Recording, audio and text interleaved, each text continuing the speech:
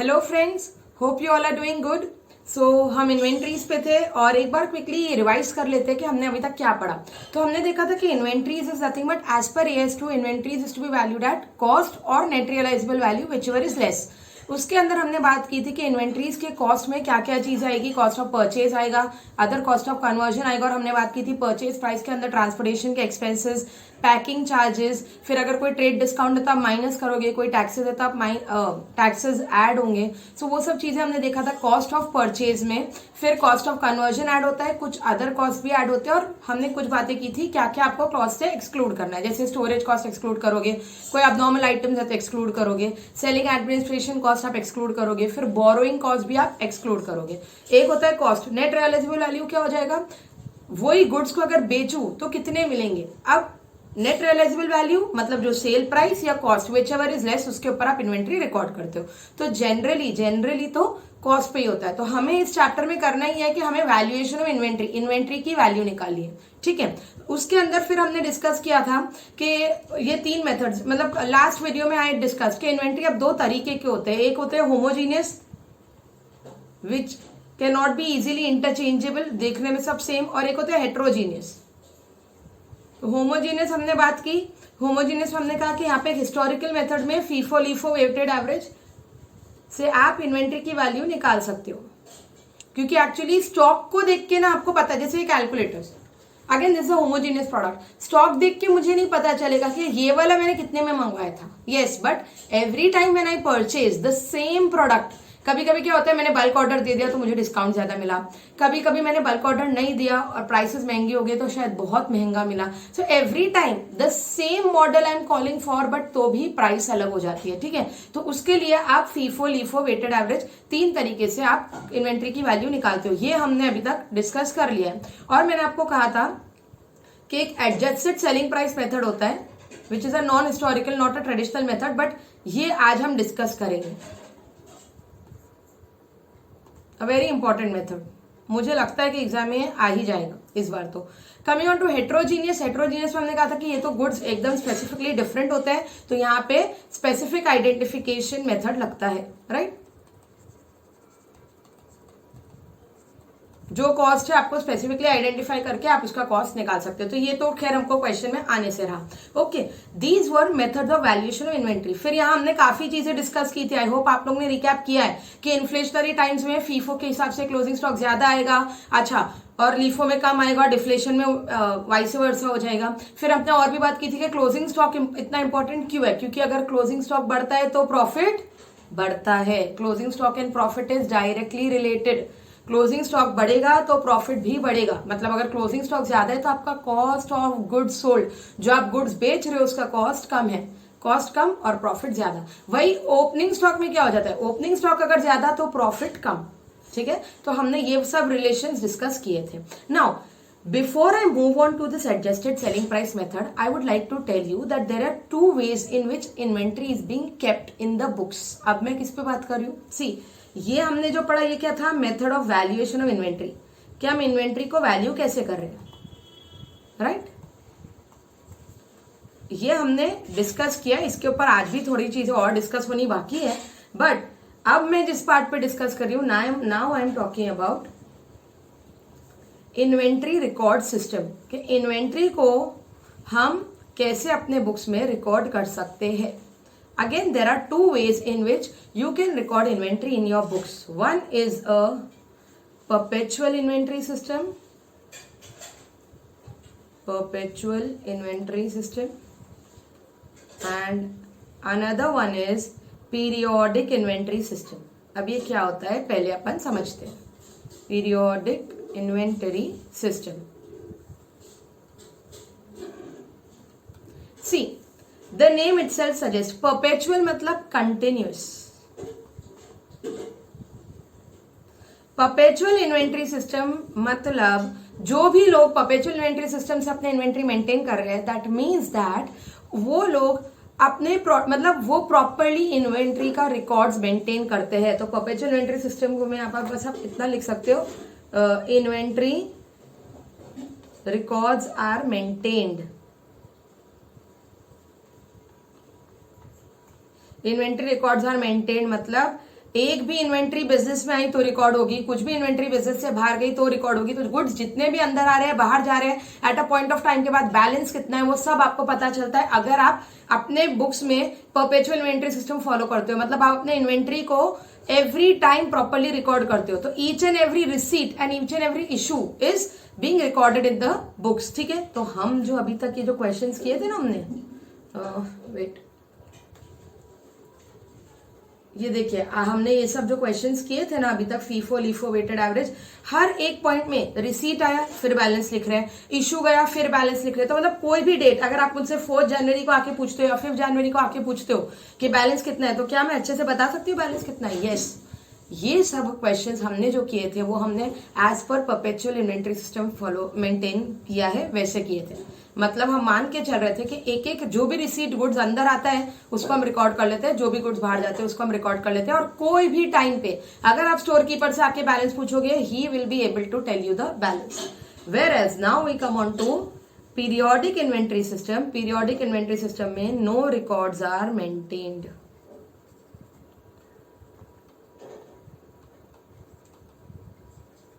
No records are maintain. तो फिर इस केस में क्या होता है? अब ये जनरली हर स्मॉल बिजनेसेस की बात करो, सब नॉर्मल शॉप्स वालों की बात करो, वो लोग पीरियोडिक इन्वेंट्री सिस्टम मेंटेन करते हैं।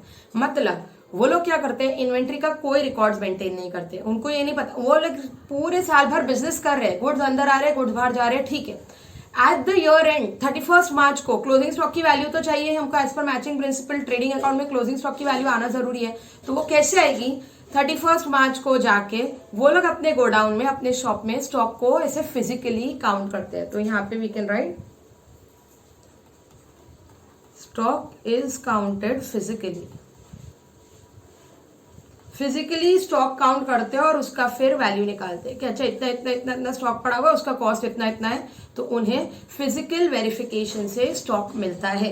Where as perpetual inventory system में हमने क्या कहा कि भाई कोई भी दिन आके आप पूछ लो तो बुक्स में आपको पता चल जाएगा बैलेंस कितना बचा हुआ है। सो एक चीज हम समझ गए कि परपेचुअल इन्वेंट्री सिस्टम में इन्वेंट्री कंट्रोल पॉसिबल है। Let me tell you why inventory control is possible. Let me tell you why. See, in case of perpetual inventory system, what is happening? आप किसी भी दिन स्टोर कीपर से आके पूछो कि बैलेंस कितना है तो he'll tell you, क्योंकि स्टोर कीपर बैलेंस मेंटेन ही कैसा करता है, मतलब बुक्स में। Let me tell you, store keeper नहीं, अगर बुक्स की बात करें, बुक्स में कैसे रिकॉर्ड हो रहा है? देखिए दो चीजें हो रही है। बुक्स में रिकॉर्ड हो रहा है कि जहां परचेज हुआ, इनवॉइस मिला, परचेज की एंट्री हो गई। जहां कोई सेल हुआ, रिसीट इशू हुआ, परचेज की एंट्री हो गई, और आपको हर एक बार बैलेंस मिल जाएगा। अब आपको बुक्स के हिसाब से बैलेंस पता है, आप फिर क्या करते हो, inventory system, perpetual inventory system में भी आप जाके फिजिकली भी काउंट करके आ जाओगे और दोनों मैच होने चाहिए। अगर मैच नहीं हुए तो फिर पता चल जाएगा कि अच्छा कुछ तो गड़बड़ है, या तो कोई इनवॉइसेस आ गए थे बट गुड्स अभी तक आने बाकी है, या तो सेल हो गया बट गुड्स हमारा अभी तक डिस्पैच होना बाकी है। क्या आप समझ पा रहे हैं? सी, हमारा अकाउंटेंट और स्टोर कीपर ये दो अलग लोग हैं, ठीक है। स्टोर कीपर वो है जो खाली गुड्स को कब रिकॉर्ड करता है, जब गुड्स बिजनेस के अंदर आए तो रिकॉर्ड, जब मतलब उसके स्टोर, उसके वेयरहाउस में आए गुड्स तब वो रिकॉर्ड करेगा। स्टोर हाउस से गुड्स बाहर जाए तो वो रिकॉर्ड करेगा। बट हमारा अकाउंटेंट क्या है, आपने गुड्स परचेज किया, वो गुड्स की पोजीशन आपके पास आ गई as per cell of goods act, आपको पूरा पता है गुड्स को हम कब मान लेते हैं कि वो हमारे गुड्स है, पोजीशन आ गई, खाली ट्रांसपोर्ट में सपोज, तो भी आप तो रिकॉर्ड कर लेते हो ना, आपने पे भी कर दिया, परचेज भी हो गया, खाली गुड्स आर इन ट्रांजिट। तो ऐसी काफी चीजें हो सकती है जब at a point of time it is possible कि आपके बुक्स में बैलेंस अलग दिख रहा है और आप फिजिकली जब काउंट कर रहे हो तो वहां बैलेंस अलग दिख रहा है। फिर ठीक है, उसका एक रिकंसिलिएशन हो जाएगा कि क्यों अलग दिख रहा है, वो आप फाइंड कर सकते हो। मतलब यहां आप फाइंड कर सकते हो ना, तो हम बोलते हैं इन्वेंट्री कंट्रोल इज पॉसिबल, क्योंकि बुक्स के हिसाब से मुझे पता है मेरा स्टॉक इतना होना चाहिए था, फिजिकली मैं काउंट करती हूँ, अगर उतना है तो गुड, नहीं है तो मुझे पता चल जाता है डिफरेंस क्यों है, कहाँ, या मैं एटलीस्ट ढूंढ सकती हूँ डिफरेंस। तो somewhere control is possible. Whereas periodic inventory system में क्या हो रहा है, मुझे पता ही नहीं, मैं बस गुड्स खरीदे जा रही हूँ, बेच रहे जा रही हूँ, ठीक है। अब पीरियोडिक इन्वेंट्री सिस्टम में जब ईयर एंड पे सिर्फ हम गुड्स को फिजिकली काउंट करेंगे और हमारा बैलेंस निकाल लेंगे। अब यहाँ पे हो सकता है साल के बीच में कुछ गुड्स लॉस हो गया होगा, कुछ अच्छा कुछ हमारे स्टोर कीपर ने चोरी कर लिया होगा, हमको पता ही नहीं चलेगा। So year inventory control is not possible. But क्या पीरियोडिक इन्वेंट्री कोई फॉलो नहीं करता? मोस्टली लोग पीरियोडिक इन्वेंट्री फॉलो करते हैं। ओनली बिग बिग कंपनीज जिनके पास एकदम प्रॉपर डेटा, प्रॉपर उनके पास इतने सारे अकाउंटेंट्स है, वो can maintain, only those people maintain inventory. तो now with GST and everything इतना it has become a must कि आपको अपनी इन्वेंट्री और आपका स्टॉक प्रॉपर होना चाहिए. तो अब काफी सॉफ्टवेयर जैसे बन गए अकाउंट्स पे कि जहाँ पे दे आर स्ट्रेसिंग अपॉन कि आप इन्वेंट्री का भी प्रॉपर अपने पास बैलेंस और अपने पास रिकॉर्ड रखिए. बट तो भी नॉर्मली काफी दुकानदार को बस 31 मार्च पे ना वो लोग अंदाजा नहीं बता देते कि हमारा कॉस्ट अभी हमारे पास इतना स्टॉक पड़ा हुआ होगा हमारे गोडाउन में और दुकान को मिला के. ठीक है, तो अब ये परपेचुअल इन्वेंट्री और पीरियोडिक इन्वेंट्री से क्या हमारे वैल्यूएशन में फर्क पड़ेगा? डेफिनेटली फर्क पड़ेगा. अभी तक जो क्वेश्चन नंबर 1 और क्वेश्चन नंबर 2 आपने नोट्स का जो हमने साथ में किया, वो दोनों हमने परपेचुअल इन्वेंट्री सिस्टम से किया था. अब आप बोलोगे मैम क्वेश्चन में तो पता ही नहीं चल रहा है. तो I tell you when will the question, when will you come to know के परपेचुअल इन्वेंट्री सिस्टम है, when will you come to know के पीरियोडिक इन्वेंट्री सिस्टम है, that I tell you. But उसके पहले थोड़ा नोट्स को पढ़ लेते हैं. तो देखिए ये difference between periodic inventory system and perpetual inventory system. See, periodic inventory system is based on physical verification, whereas perpetual inventory system is based on book records. This system does not provide continuous information about stock and cost of sales. वो किसकी बात कर रहे हैं? Periodic inventory system में आपको stock नहीं पता चलता, आपको कॉस्ट ऑफ सेल्स भी नहीं पता चलता. देखिए मैं आपको बताती हूँ कि बोल क्या रहे वो लोग. See, in case of periodic inventory system we said that कि ये लोग क्लोजिंग स्टॉक को, so let me again change the colour, closing stock is as per physical count, right. तो आप साल के बीच में किसी पीरियड के बीच में आके अगर उनसे पूछोगे कि आपका स्टॉक कितना है या आपके गुड्स कितने बिक गए, मतलब यूनिट वाइज आप पूछोगे, हाँ उनके पास सेल्स का फिगर होगा, हमारा टर्नओवर इतना हुआ है, हमारा भी 6 महीने में सेल इतना हुआ है, बट आप पूछोगे कितने गुड्स बेचे तो उनको यूनिट्स नहीं पता होंगे. ठीक है, तो in that case closing stock is as per physical count. मतलब ये लोग क्या करते हैं, देखिए आपके पास ये फॉर्मूला था COGS is equal to opening stock, उन्हें पता होता है क्योंकि लास्ट ईयर भी तो उन्होंने ऐसे फिजिकल काउंट किया होगा. परचेज उनको पता होता है कितने यूनिट्स परचेज किया हमने, राइट. परचेज का फिगर तो इनवॉइसेस से पता चल जाएगा, इस साल मैंने इतना इतना इतना माल खरीदा है, या साल हो या 3 मंथ्स 6 मंथ्स जो भी पीरियड के बाद वो लोग क्लोजिंग स्टॉक निकाल रहे हैं, माइनस जो क्लोजिंग स्टॉक उन्होंने फिजिकली काउंट करके निकाला. तो आई can say that COGS is a balancing figure. As per periodic inventory system, closing stock becomes cost of goods sold is a balancing figure. मतलब opening पता है, परचेज पता है, क्लोजिंग काउंट करके निकाल दिया, opening plus purchase minus closing करके अब जो भी गुड्स हमारे पास नहीं है हम क्या मानेंगे, वो बेच दिए.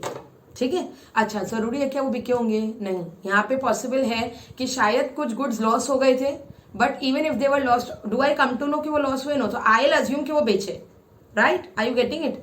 अच्छा, whereas when I come to this, when I talk about perpetual inventory system, here what happens, you are maintaining a proper record of all the receipts, you are also maintaining a proper record of all the issues. आपको अगर याद हो तो ये देखिए, ये सब question में हमने इश्यूज के नीचे जो आया था वो हमारा क्या था? COGS. मतलब अगर आप perpetual इन्वेंट्री फॉलो करते हो तो आपको COGS पता होता है. COGS is known. COGS को वो लोग कॉस्ट ऑफ सेल्स बोल रहे हैं, जो गुड्स बेचे उनको पता होता है कितने गुड्स बेचे. In this case actually closing stock is balancing figure, क्योंकि उन्हें ओपनिंग पता होता है, उन्हें परचेज पता होता है और उसमें से कितना गया बाहर वो पता होता है, कितने गुड्स बाहर गए वो पता होता है. तो closing stock comes as a balance. Okay, चलिए अब एक बार ये पढ़ लेते हैं. सो दिस सिस्टम, अब यहाँ पे पीरियोडिक यहाँ लिखा हुआ है, periodic system does not provide continuous information about stock and cost of sales, whereas perpetual inventory system provides continuous information about stock and cost of sales. This system determines inventory. See, periodic system में determines inventory मतलब closing stock निकालते हैं वो लोग physical verification से, and considers cost of goods sold as a residual value. जो मैंने आपको यहाँ बताया कि कॉस्ट ऑफ गुड्स सोल्ड ये क्या है? Balancing figure. Cost of goods sold is the residual figure, whereas perpetual inventory directly determines cost of goods sales and balancing figure is taken as closing stock. ये मैंने अभी यहाँ आपको discuss किया. ठीक है, कॉस्ट ऑफ गुड्स सोल्ड. हाँ, अब देखिए पीरियोडिक इन्वेंट्री में सिंस क्लोजिंग स्टॉक आपको पता चल गया, आप क्या मानते हो कि कॉस्ट ऑफ गुड्स सोल्ड वो सब गुड्स जो आपने बेच दिए, तो वो बोल रहे cost of goods sold includes loss of goods as goods not in stock are assumed to be sold. जो गुड्स आपने जो गुड्स आपके गोडाउन में नहीं है, आप क्या मानोगे वो सेल हो गए, जरूरी नहीं वो सेल हुए, हो सकता है वो लॉस हुए थे, पर आप क्या मान लेते हो वो बेच दिए। वेयर एज अब परपेचुअल इन्वेंट्री सिस्टम में देखिए, as per books closing inventory includes loss of goods as all unsold goods are assumed to be in inventory. As per perpetual inventory system आप बैलेंस कौन सा लेते हो क्लोजिंग स्टॉक का, जो बुक्स में दिख रहा है, ठीक है, जो बुक्स में दिख रहा है। अब असली में फिजिकल वेरिफिकेशन पे हो सकता है कि स्टॉक कम दिखा, तो हमने एज पर बुक्स कौन सी वैल्यू ले ली, जो हमें दिख रहा चाहिए था कि ओपनिंग प्लस परचेज माइनस इतने मैंने बेच दिए तो इतना क्लोजिंग स्टॉक बचना चाहिए। हो सकता है उसमें से कोई गुड्स लॉस हुए, that is also included in the closing inventory, unless and until आप अब फिजिकली भी काउंट करोगे और फिर मैच करने की कोशिश करोगे कि क्या हुआ है, ठीक है। तो यहाँ पे closing inventory includes all the loss of goods. Okay, I hope you all are able to understand. Inventory is a chapter जो इसको एक नहीं सेम वीडियोस को 2 बार देखना, तो शायद सेकेंड टाइम भी आपको वो चीजें क्लियर होती जाएगी। Under this method inventory control is not possible. Perpetual inventory में inventory control can be exercise easily because books के साथ see what we get the balance as per closing stock, that is as per books, और फिर physically count करके आप दोनों को control कर सकते हो। So periodic inventory requires closing of business for counting of stock. Yes, actually stock audit भी होता है बड़ी बड़ी कंपनीज का, जहाँ पे आप फिर स्टॉक को काउंट करते हो। तो काफी बार जब स्टॉक मुझे काउंट करना है तो उस दिन मुझे बिजनेस बंद भी रखना पड़ता है। Whereas perpetual inventory stock can be valued without hampering the normal business activity. Okay, अब हम पहले ये समझने की कोशिश करेंगे कि फीफो लीफो वेटेड एवरेज कैसे चेंज हो जाएगा अगर मैं पीरियोडिक इन्वेंट्री सिस्टम फॉलो कर रही होती तो हमने क्वेश्चन नंबर 1 और क्वेश्चन नंबर 2 देखिए नोट्स का किया था। अच्छा, अभी तो ये कैसे पता चला, क्वेश्चन में तो कई जगह नहीं लिखा था कि ये परपेचुअल इन्वेंट्री सिस्टम से करना है। How do you come to know? आपके पास प्रॉपरली रिसीट और इशू की डेट थी, आपके पास परचेजेस के भी डेट्स दिए थे और आपके पास इशू की भी डेट्स थी। Whenever proper dates are given तो देन आप परपेचुअल सिस्टम फॉलो कर सकते हो, बिकॉज आपको डेट वाइज सब पता है, कौन सा माल कब खरीदा, कितने में खरीदा, और फिर इशू जो भी हुआ है कितने में बेचा, उससे हमको कोई लेना देना नहीं है, बट वी नो कब माल बाहर गया है। तो जब आपके पास क्लियर डेट्स थी तो आपने परपेचुअल इन्वेंट्री फॉलो की। अब देखिए नेक्स्ट क्वेश्चन, आपको समझ में आ जाएगा डिफरेंस क्या है। When you see the next question, a company started on 1st January 17, purchased raw material during 2017 as stated below. तो January 2nd 800 kgs and उसका प्राइस दिया है, February 1200 kg उसका प्राइस दिया है, April 2500 kg उसका प्राइस दिया है। फिर ओके, क्वेश्चन इस तरह है, मैं थोड़ा छोटा कर देती हूँ सो दैट एक ही मेरे स्क्रीन पे आ जाए। ओके, उसके बाद जुलाई 10 अगेन परचेज किया, सितंबर 18 परचेज किया, नवंबर 29 परचेज किया, उन्होंने सब परचेजेस दिए आपको, करेक्ट। एक काम कर लेते हैं हम लोग, you know to be on safer side इधर ही लिख लेते हैं Jan 2 सो दैट मुझे बार बार ऊपर नीचे ना होना पड़े। 800 kg and the rate was 62 per kg। Then Feb 26 1200 kg at 57 per kg, so that हम यहीं समझ सके। And April 13 2500 kg at the rate of 59 per kg। ठीक है, ये मैंने वहां का ही क्वेश्चन यहाँ डाल दिया, तो ये सब परचेजेस मुझे मिल गए। नाउ आई कैन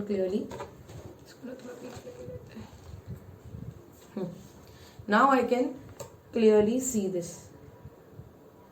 ये मेरे परचेजेस उन्होंने दे दिए। ठीक है, अब नीचे लिखा हुआ है while preparing its final accounts on 31st December 17 the company had 1300 kgs of raw material in its godown। मतलब गोडाउन में अभी कितना रॉ मटेरियल हमारे पास पड़ा हुआ है? 1300 रॉ मटेरियल अभी भी हमारे पास गोडाउन में है। ये क्या है? ये closing stock as per periodic inventory, इन्होंने क्लोजिंग स्टॉक दे दिया। Calculate the value of closing stock और raw material according to FIFO LIFO and weighted average. तो आप बोलोगे अब कैलकुलेट क्या करना है? उसकी वैल्यू कैलकुलेट करनी है। ठीक है, अब आप कैसे करेंगे? काम करते हैं, ये क्वेश्चन को मैं इधर ही समझाती हूँ, आप लोग भी अपने नोट्स में ही कहीं जगह आप आंसर लिख लीजिए या बराबर से क्वेश्चन 3 करके आप आंसर लिखिए। देखिए अच्छे से ध्यान दो, आपके पास परचेजेस का ही फिगर दिया हुआ है, राइट।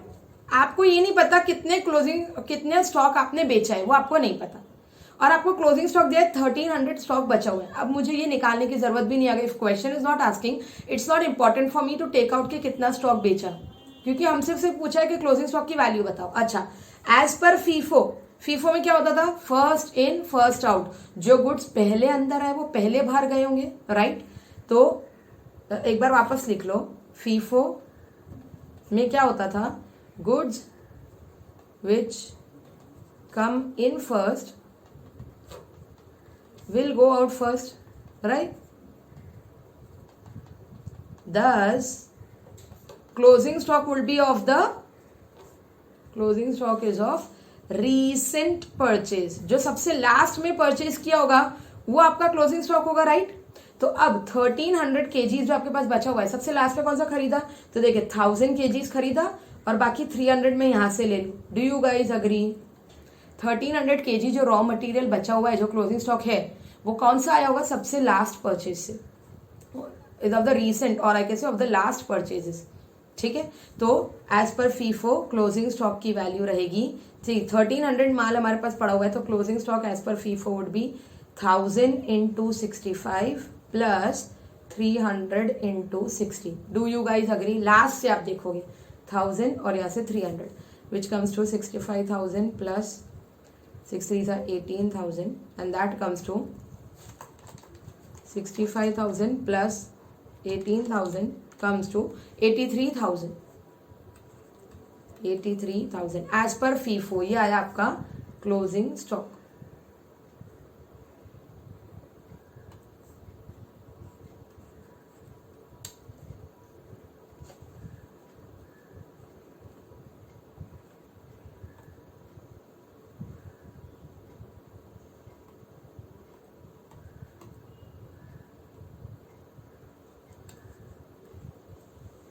ठीक है,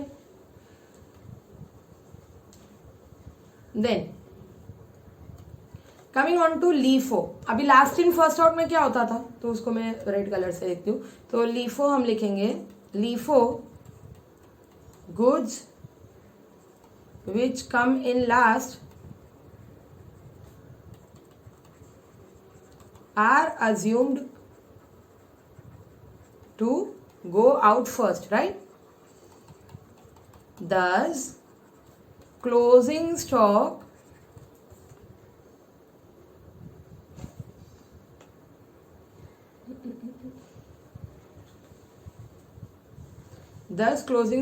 is of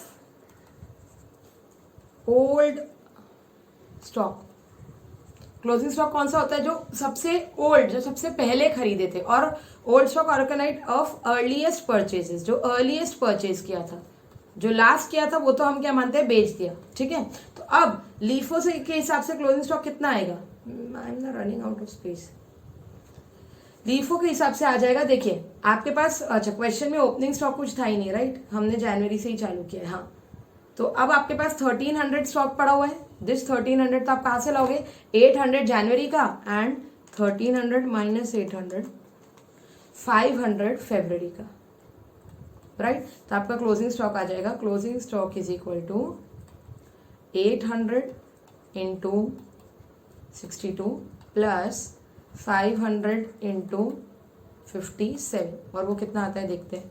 800 into 62 M plus and 500 into 57 M plus 78,100 हमारा आ गया एज पर लीफो.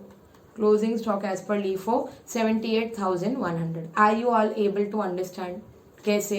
यहाँ पे पीरियोडिक इन्वेंट्री था हमारे पास. देखिए वैसे आप, टू बी वेरी फ्रैंक, आप तो ये मानोगे ना मैम सेल थोड़ी ना एंड ऑफ द ईयर में हुआ है, सेल तो बीच बीच में होते रहे होंगे, बराबर है, बट हमारे पास इन्फॉर्मेशन नहीं है. तो हम क्या मानेंगे? ये फीफो में जो पहले गुड्स आए वो पहले चले गए, तो लास्ट के गुड्स हमारे पास बचे हुए. लीफो में हम ये मानेंगे हमेशा लेटेस्ट, लास्ट में जो आते थे वो पहले चले जाते थे, तो ओल्ड वाले गुड्स हमारे पास बचे हुए. Coming on to weighted average. अब वेटेड एवरेज बेसिस में तो हम क्या करते हैं, हम एक वेटेड एवरेज रेट निकालना पड़ेगा.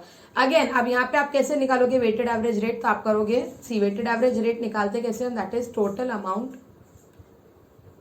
Upon total quantity. तो अब ये टोटल अमाउंट में कैसे निकालू? इस साइड पे निकाल देती हूँ आपको, जस्ट अ सेकंड, इस तरफ में कर देती हूँ. So see total amount will come something like this.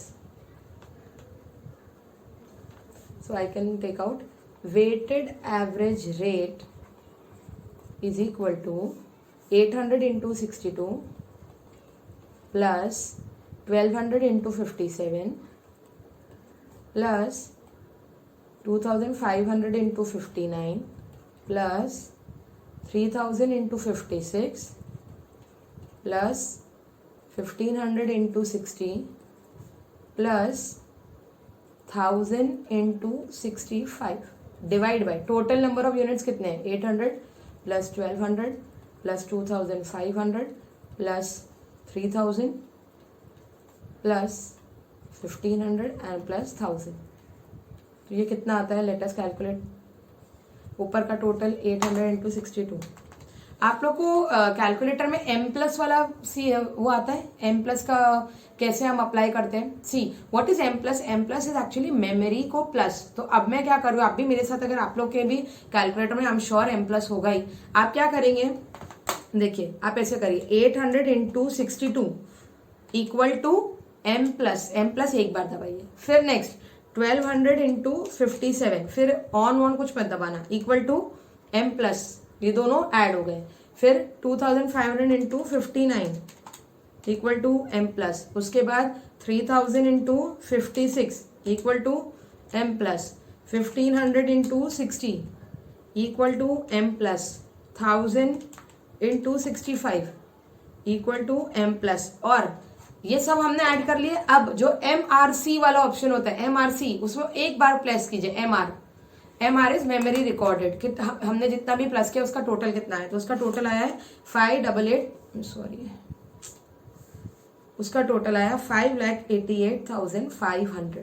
अब उसे दो बार, MRC को 2 बार प्रेस करेंगे तो क्लियर हो जाएगी. Memory clear, memory record, memory clear, ऐसा होता है. तो उसे 2 बार हटा दीजिए सो दैट आपके पास ऑलरेडी कोई मेमोरी ना हो. अच्छा, एक दूसरा भी होता है ग्रैंड टोटल. GT भी काफी बच्चे करते हैं, उससे भी आप टोटल निकाल सकते हो. ठीक है. अब divide by number of units. तो नंबर ऑफ यूनिट्स कितने हैं 800 प्लस 1200 इज 2000, 2000 प्लस 2500 इज 4500, 4 5 6 7500, 8000, 10,000 लग रहा है मेरे को. 10,000 आया टोटल यूनिट. तो मेरा weighted average rate is, just a second, तो भी कैलकुलेट कर लेती हूँ, मिस्टेक ना हो गई हो. Plus 10,000 of the units. So my rate is 58.85. अब एक बार मुझे वेटेड एवरेज रेट मिल गया, then closing stock as per weighted average method is equal to 1300 जो केजीज बचे थे इंटू 58.85. मतलब ये क्या निकला हमारा per kg price.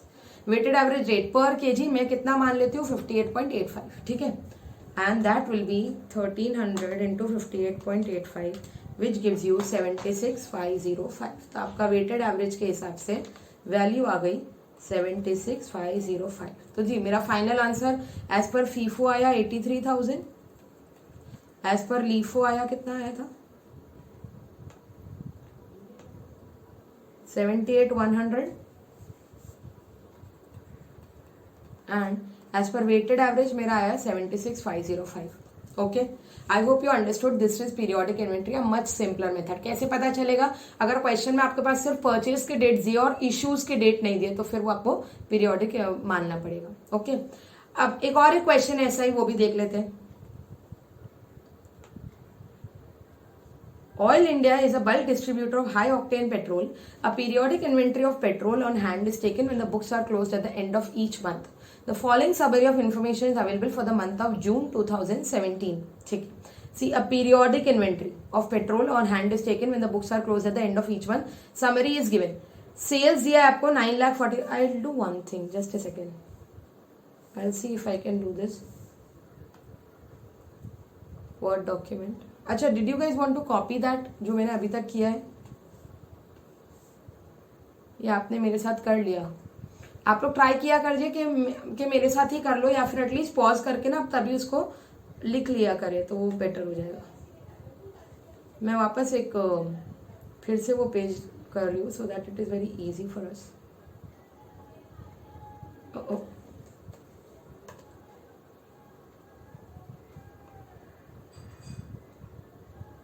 So now you can see the question. We are on this one.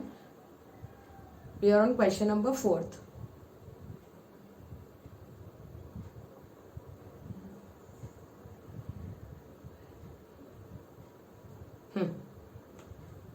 We are on this question. Oil India is a bulk distributor of high octane petrol. A periodic inventory of petrol on hand is taken when the books are closed at the end of each month. Following summary of information is available for the month of June 17. Sales दिया है ये क्या है, sales या cost of sales? बच्चों ये normal sales turnover है, मतलब ये सेलिंग प्राइस दिया उन्होंने, ठीक है। जनरल एडमिनिस्ट्रेशन कॉस्ट दिया है, ओके। ओपनिंग स्टॉक दिया है 1 lakh litres into 3 which comes to 3 lakh.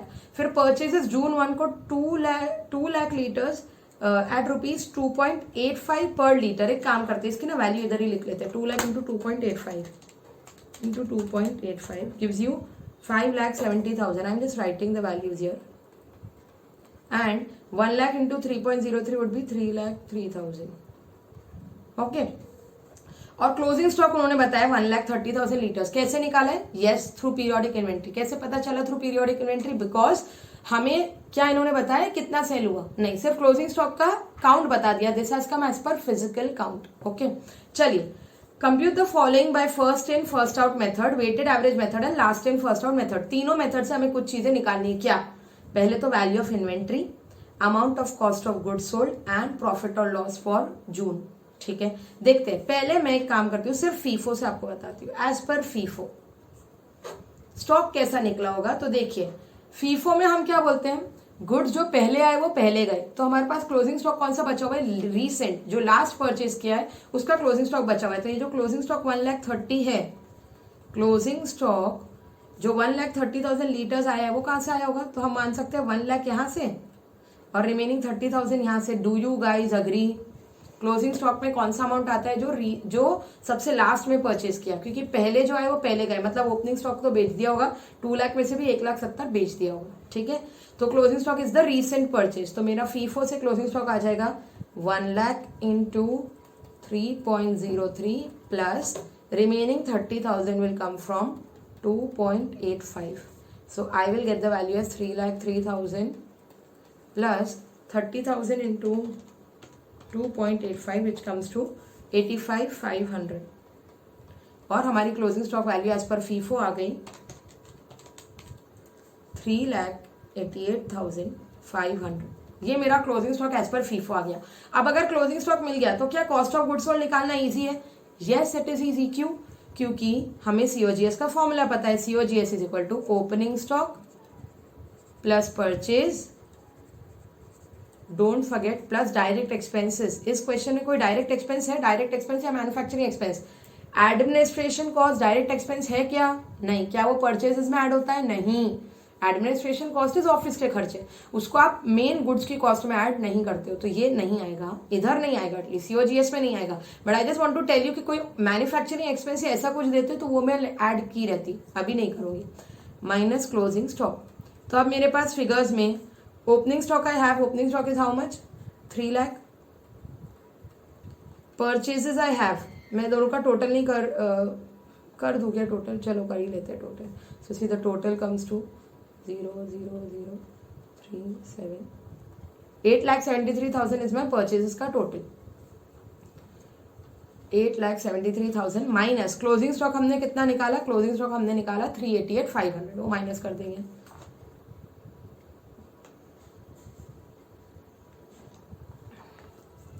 $388,500 if I subtract, how much am I getting?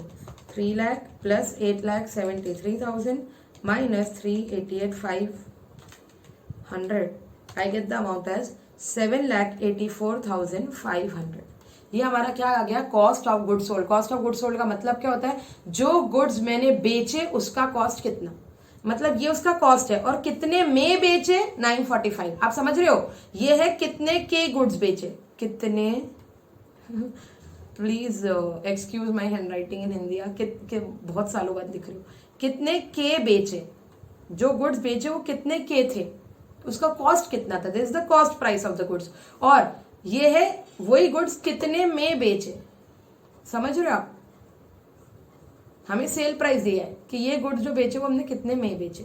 ठीक है, अच्छा अब आपको तो ये बचपन से पता ही है कि सेल, आपको ये पता है ना, cost plus profit is equal to selling price. तो क्या मैं बोल सकती हूँ selling price minus cost gives me profit, बराबर? क्योंकि उन्होंने तीसरा क्या निकाला है, बोला है प्रॉफिट और loss for the month of June. और मैंने आपको बताया था कि अब आप अकाउंट्स के बच्चे हो तो आप सिर्फ सेल नहीं बोलते हो, आप बोलते हो sales minus COGS. But sales minus COGS gives you gross profit. क्या इन्होंने क्वेश्चन में ग्रॉस प्रॉफिट बोला है या सीधा प्रॉफिट बोला है? वो जो प्रॉफिट बोला उन्होंने नेट प्रॉफिट बोला है, बट हम कैसे करेंगे आपको समझने के लिए, एक मिनट। सेल्स फिगर कितना था? सेल्स वॉज 9,45,000, 9,45,000 माइनस मेरा सीओजीएस कितना निकला, ये है 784,500। तो मेरा जीपी कितना आया पहले? GP is 9,45,000 minus 78,400, 1,60,500। ये मेरा जीपी आया। क्या मेरा फाइनल आंसर है? नहीं। प्रॉफिट और loss for the month of June में अब तो मैं एडमिनिस्ट्रेशन कॉस्ट भी माइनस करूंगी ना, जीपी में नहीं, that's my net profit. So profit for June is equal to 160,500 minus 25,000 administration cost, and you will get the final profit as 1,35,500 as per FIFO. Again I am telling you, अगर stock की valuation हर method से change हो जाती है तो फिर obviously profit loss सभी पे इफेक्ट पड़ेगा। तो you don't have to worry. आपको फीफो से बोला था 3 चीज निकालना, हमने निकाली। क्लोजिंग स्टॉक निकाला, सीओजीएस निकाला और फिर हमने प्रॉफिट निकाला, राइट। अब आप यहाँ पॉज कर देंगे और आप लीफो और वेटेड एवरेज से पहले खुद से ट्राई कीजिए। मैं आगे चलती हूँ पर आप पॉज करके अपने मन से ट्राई कीजिए। It is really easy. I do LIFO here at this side so that it's easier. थोड़ा बड़ा भी कर देते हैं वापस। आई होप आप लोग को दिख रहा हो। चलिए अब एज पर लीफो पहले तो क्लोजिंग स्टॉक कितना आया, तो अब तो हम इसमें प्रो हो गए। हमें पता है कि लास्ट इन फर्स्ट आउट में जो गुड्स लास्ट आते हैं वो पहले जाते हैं। तो क्लोजिंग स्टॉक कौन सा बचा हुआ हमारे पास? ओपनिंग वाले, स्टार्टिंग वाले हमारे पास क्लोजिंग स्टॉक में बचा होगा। So 1,30,000 litres, 1 lakh I will take from opening and remaining again 30,000 I have to take from this 2 lakh, ठीक है। So okay, so closing stock would be 1 lakh into opening 3, opening वाला प्राइस, हाँ, plus 30,000 into 2.85 and that comes to 3 lakh plus 30,000 into 2.85. It comes to 3,85,500. ये हमारा क्या आ गया? ये हमारा लीफो से क्लोजिंग स्टॉक आ गया। अब एक बार क्लोजिंग स्टॉक आ गया तो फिर सीओजीएस निकालना इजी है। Yes, COGS is equal to opening plus purchase. एक बार मैं फॉर्मूला अच्छे से लिख चुकी हूँ तो अब मैं बस एकदम शॉर्ट में लिख रही हूँ। ओपनिंग स्टॉक था मेरे पास 3 लाख का, परचेज का टोटल हमने कर दिया था 8,73,000 और क्लोजिंग स्टॉक हमारा आया 385,500। सो मेरा सीओजीएस क्या आ जाएगा?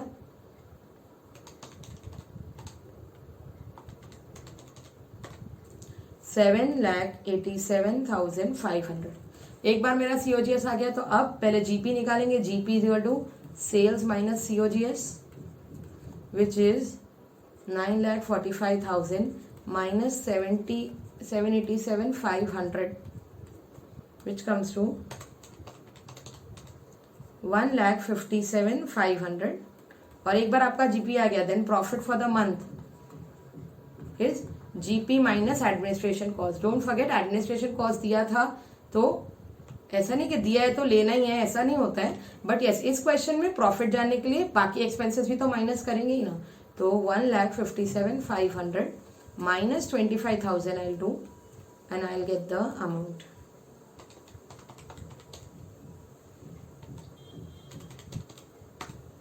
$132,500।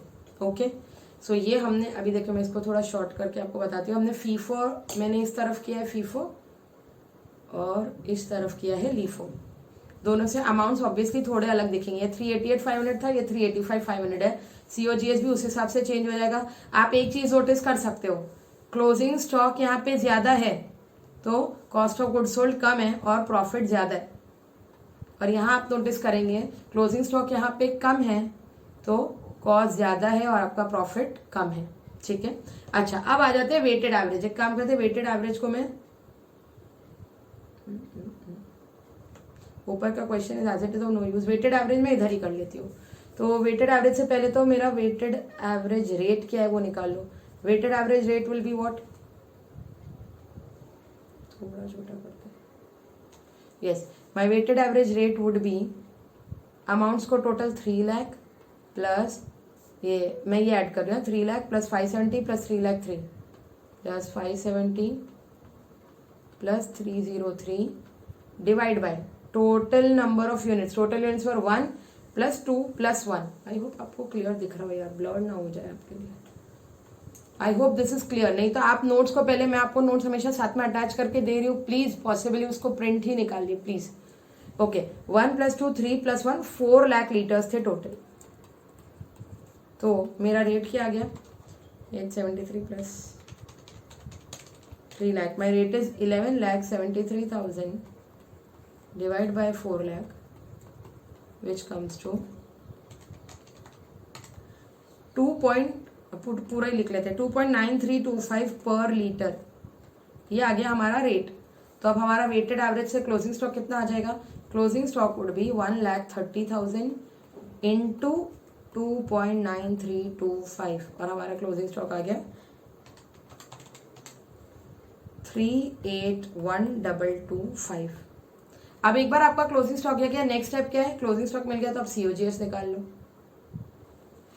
तो COGS is equal to opening था 3 लाख प्लस परचेजेस का टोटल था 873,000 माइनस क्लोजिंग स्टॉक हमारा आया 381,225। It will come to -791,775। ये क्या है हमारा? Closing stock, cost of goods sold. और अब कॉस्ट ऑफ गुड्स सोल्ड आ गया तो the third thing which will be sales, GP would be sales minus, अच्छा मैं बार बार फॉर्मूला नहीं लिखती, सेल्स माइनस COGS। सेल्स हमारा कितना है? Sales is 9,45,000 minus COGS is 791,775। तो मेरा जीपी आ जाएगा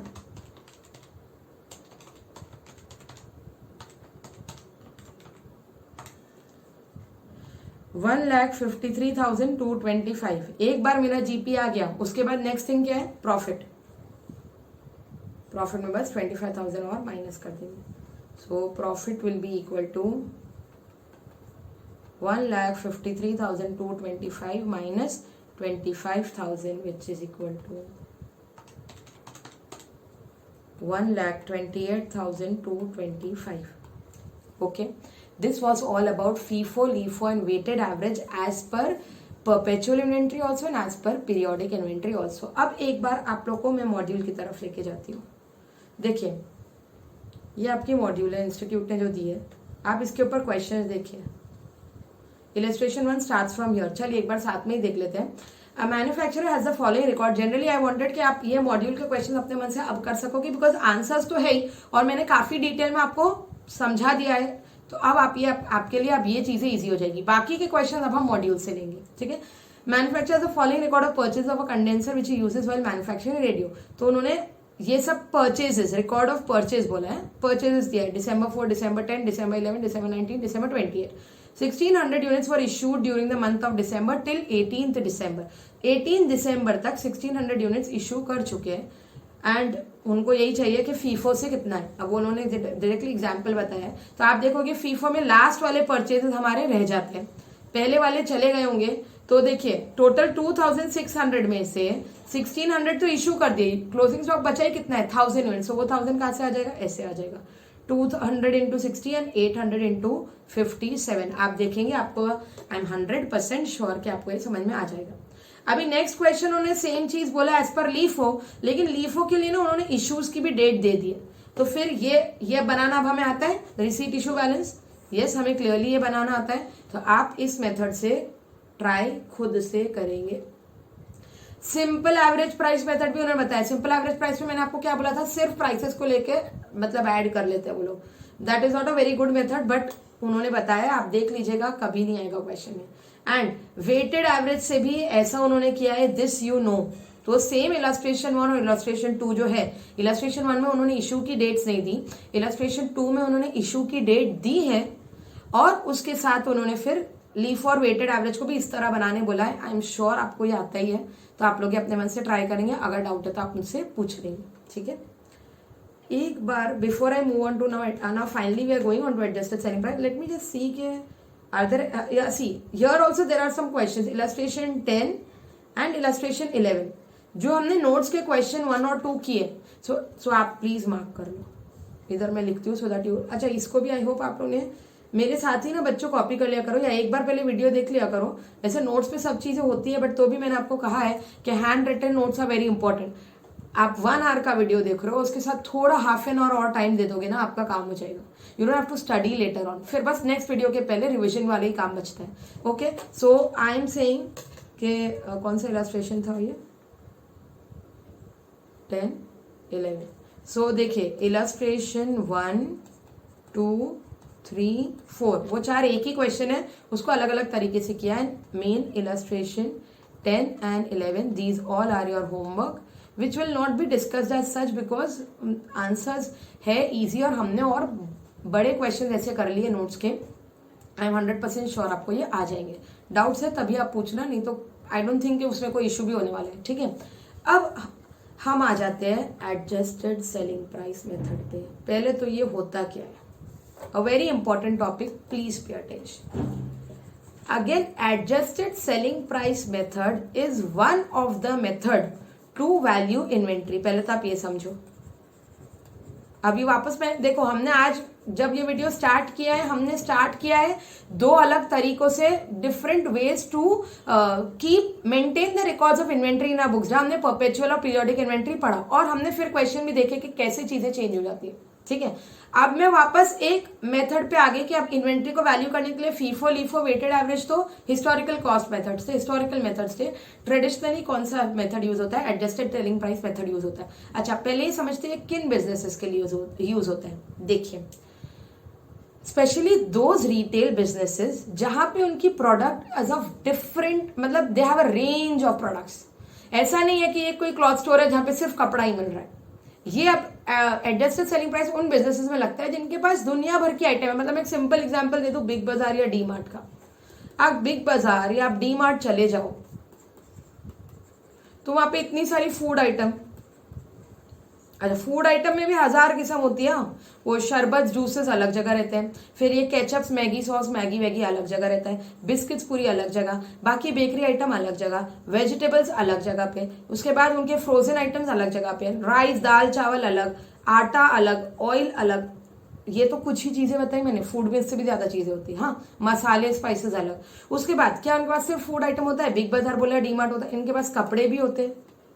अच्छा, क्लोथ्स में भी क्या इनके पास एक ही वैरायटी होती है, नहीं, क्लोथ्स भी इनके पास अलग अलग ब्रांड के अलग अलग क्लोथ्स भी they do keep. They do keep. कभी कभी उनके पास अलग अलग ब्रांड के होते हैं, कभी कभी उनके पास सिर्फ डी मार्ट के होते हैं या सिर्फ बिग बाजार फैशन एट बिग बाजार एफबीबी के होते हैं, but they do have a variety. उसके अलावा देन शूज, उनके पास इतनी सारी वैरायटी. उसके बाद पूरा डिपार्टमेंट स्टोर वाली चीजें, मतलब यूटेंसिल्स बोल लो, फर्नीचर आइटम्स बोल लो, टॉयज बोल लो बच्चों के. तो do you guys agree on what I say that in सब के लिए, अच्छा इनको हर एक, जैसे जैसे चलो एक मैंने मैगी की बात की, तो यार नूडल्स, आई शुड नॉट से the word Maggi, I should say the word noodles. तो नूडल्स में इनके पास तरह तरह के ब्रांड्स हैं. इनके पास मैगी है, फिर इनके पास और कौन से नूडल्स है, yippee नूडल्स है, फिर और सपोज हक्का नूडल्स है, फिर वो कुछ चिंग्स चाइनीज वाले नूडल्स है. Okay, so what I want to say is any single product भी इफ आई टेक, उसकी भी फिर उनके पास 1000 वेराइटीज है. 1000 मतलब I am just exaggerating, but yes उनके पास हर प्रोडक्ट, जैसे चीज उनके पास अमूल का भी रहेगा, कोई और ब्रांड का भी रहेगा. ठीक है, तो हर चीज ऐसे अलग अलग अलग. अरे राइस कितने होते हैं उनके पास, ये राइस वो राइस फलाना राइस ढिकना rice basmati rice pulao rice, 10,000 of अलग अलग अलग कैटेगरीज. नाउ इनके लिए एक एक का कॉस्ट निकालना इजी होगा क्या. अच्छा, वो भी इतना प्रोडक्ट रेंज. अच्छा, हर प्रोडक्ट पे बेटा बच्चों मार्जिन अलग होती है. फूड आइटम पे प्रॉफिट मार्जिन अलग, क्लोथ्स पे प्रॉफिट मार्जिन अलग, शूज पे प्रॉफिट मार्जिन अलग, फिर ये जो यूटेंसिल्स टॉयज मैंने सब पे प्रॉफिट मार्जिन अलग होती है. और सबका कॉस्ट, जैसे मैंने कहा, हमेशा ये याद ध्यान रखना, not a single businessman will ever से कि हाँ मैं जब भी परचेस करता हूँ ना एक ही रेट मिलता है. चांस ही नहीं है यार. थोड़े टाइम के लिए मिल भी गया आपको same rate, but every time it changes. आपकी ट्रांसपोर्टेशन महंगा है, कभी ट्रांसपोर्टेशन सस्ता है, कभी ट्रेड डिस्काउंट अच्छा मिला, कभी नहीं मिला. So these things keep on changing. अब इन लोगों के लिए ऐसे एक तो फिजिकल इन्वेंट्री चेक करना है या इनको सबका कॉस्ट निकालना इजी पड़ता है क्या, नहीं. बिकॉज एक तो आप ये बात भी समझो, ये सब डिपार्टमेंट स्टोर्स, ये हर एक चीज जो हमने बात की सबकी एमआरपी है, वो उनको प्राइस लिस्ट बड़े अच्छे से मिल जाती है. प्राइस लिस्ट सबकी उनके पास बड़े अच्छे से है. That means now the word adjusted selling price comes into picture. They have the selling price of the goods which they want to sell. जो स्टॉक में गुड्स उनके पास पड़े हुए हैं उसका सेलिंग प्राइस इन्हें बहुत अच्छे से पता है. तो हम क्या करते हैं, सेलिंग प्राइस पता है, आपको उनका कॉस्ट निकालना है, क्योंकि generally selling price is more, cost is less. So इसे निकालने का बड़ा सिंपल तरीका है, एडजस्टेड सेलिंग प्राइस मेथड में हम क्या करते हैं, सेलिंग प्राइस में से आप जीपी माइनस करते हो प्रॉफिट रेट, जो भी प्रॉफिट रेट, जीपी रेट आपको पता होगा नहीं पता होगा उसके बारे में आती हूँ, बट उनको सब पता होता है कि अच्छा हमारे नूडल्स या फूड डिपार्टमेंट में हमारा मार्जिन इतना है, सपोज हमारा फूड आइटम्स पे मार्जिन है, अब फूड आइटम में दुनिया भर की चीजें, पर मान लो फूड आइटम्स में मार्जिन है 5%, वेजिटेबल्स वगैरह जो एकदम फ्रेश है उसके ऊपर मार्जिन हमारा सिर्फ 2%, फिर फ्रोजन आइटम में हमारे पास मार्जिन, बट ये उन्हें एटलीस्ट पता होता है कि हमारा फ्रोजन आइटम में मार्जिन 8%, तो दे नो कि ये सब के एमआरपी पे हमको प्रॉफिट कितना मिलता है। तो आप क्या करोगे, तुम्हें देखो कॉस्ट में प्रॉफिट ऐड करो तो सेल प्राइस मिलती है, राइट। तो सेल से प्रॉफिट माइनस करो, सेल से प्रॉफिट माइनस करो तो कॉस्ट मिल जाएगा ना। This is the way they will take out the cost of inventory. Do you guys agree what I want to say?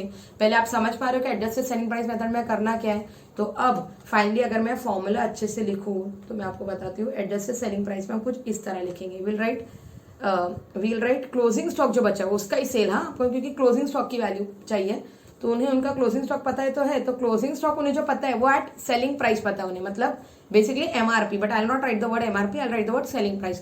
उन्हें क्लोजिंग स्टॉक की सेलिंग प्राइस पता है, उसमें से जीपी माइनस करेंगे जो भी ग्रॉस प्रॉफिट है, और उन्हें उनका क्लोजिंग स्टॉक एट कॉस्ट मिल जाएगा। एक्चुअली सिर्फ इतना सा करना है, बट अभी अपनी इंस्टीट्यूट है, ये सीए का एग्जाम है, इतना इजी दे देते तो हो जाता काम। क्वेश्चन में वो लोग ये जीपी का रेट नहीं देते, जीपी रेट मिल गया तो काम ही खत्म, closing stock at selling price तो उन्हें ही देना पड़ेगा। See I have always been telling you, मैं कैसे अज्यूम कर लूं कोई भी फिगर, ठीक है, तो ये तो वो लोग देंगे, जीपी रेट वो लोग इतने आसानी से नहीं देते। जीपी रेट हमें फाइंड आउट करना होता है, वो कैसे फाइंड आउट करना है ये सब भी आप मेरे साथ ना थियोरेटिकली लिख लो, क्वेश्चन में आपको समझ में आ जाएगा। How do we take out the GP rate? So see what they do, they give you normal sales, they give you sales, और अच्छा आप जीपी वैसे कैसे निकाल सकते हो, अब जीपी रेट निकालने का फॉर्मूला सिंपल है, GP rate is equal to gross profit upon, तो let me write the word total gross profit upon total sales, तो आपको जीपी रेट मिल जाएगा। अब इसके लिए वो लोग क्या करेंगे, हम क्वेश्चन में भी क्या करेंगे, ये आप मेरे साथ ही नोट डाउन आप भी कीजिए। सेल्स का फिगर, अच्छा ये सेल्स का फिगर कौन सा है, जो गुड्स हमने बेचे उसका सेल का फिगर, प्लस इसमें आप closing stock eight sale price भी ऐड करोगे, तो आपका मिल जाएगा फिगर ए। अब ये ए वाला फिगर क्या है मैं आपको बताती हूँ, this A is nothing but, मैं आपको हिंदी में लिखती हूँ, इफ नहीं हिंदी में लिख रहे हैं, पूरा गुड्स बेच देते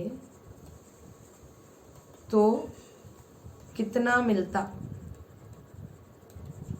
अगर पूरे गुड्स जो है मेरे पास बेच दो, थोड़े तो मैंने बेचे और थोड़े क्लोजिंग स्टॉक पे पड़े हुए, इतना पूरा बेच दो तो मुझे टोटल सेल्स कितना होगा, ठीक है। और ओपनिंग स्टॉक तो हमें पता होता है, परचेजेस हमें पता होता है, ओपनिंग स्टॉक और purchase is what, opening stock plus purchase actually total goods available. अच्छा मैं आपको ये भी एक अलग जगह लिख लो, क्योंकि यहाँ तो मैं आपको सोल्यूशन के एंगल से बता रही थी, ये कई जगह आप मार्क करके लिख लो। देखो हमने जो फॉर्मूलाज लिखे थे, I would like to tell you that opening stock plus purchase, ऐसे ही लिखते, देख like this, right like this with another colour pen, opening stock plus purchases, now opening stock plus purchase is my total goods which are available for sale। Opening stock में था और इतना खरीदा, तो ये टोटल गुड्स है जो मैं बेच सकती हूँ, they are available for cell.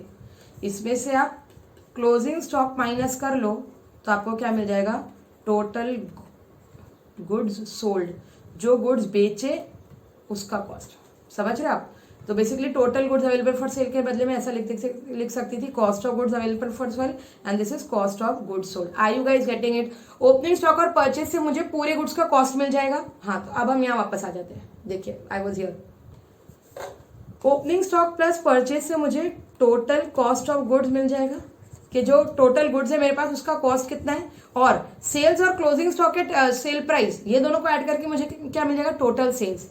यहाँ मुझे टोटल सेल्स मिला, यहाँ मुझे टोटल कॉस्ट मिला, ये दोनों को ऐड करके अब can I not say that total sales minus total cost gives me gross profit? Can I say that? Yes. सो अब हम क्या करेंगे, तो यार मैं बहुत बड़ा लिख लेती हूँ.